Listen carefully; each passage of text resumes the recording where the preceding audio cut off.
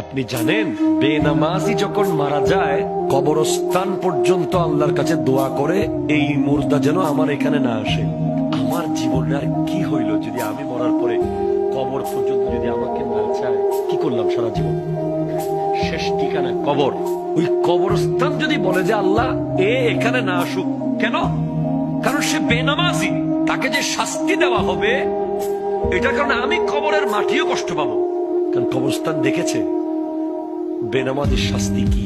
হাদিসে পাকে আছে ইন্তিজারুস সালাত বাদাস সালাত, এক নামাজ শেষ করে আরেক নামাজের অপেক্ষা করা, মাঝখানে যে গ্যাপ, ওই গ্যাপের মধ্যে আল্লাহ সমস্ত গুনাহ মাফ করে দেয়,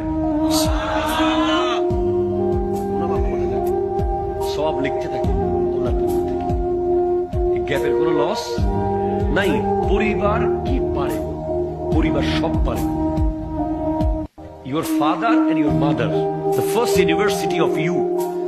আপনার প্রথম বিশ্ববিদ্যালয়, আপনার অক্সফোর্ড হলো আপনার বাপ, আপনার ক্যামব্রিজ হলো আপনার মা, আপনার ডিইউ হচ্ছে আপনার বাপ, আপনার সিইউ আপনার মা, আপনার বুয়েট আপনার বাবা, আপনার চুয়েট আপনার মা, আপনার আজহার আপনার বাবা। বাবা কৃষক হতে পারে, নো ম্যাটার। বাবা রিক্সাওয়ালা হতে পারে, নো প্রবলেম। আপনার আব্বা এবং আম্মা যদি আপনাকে প্রথম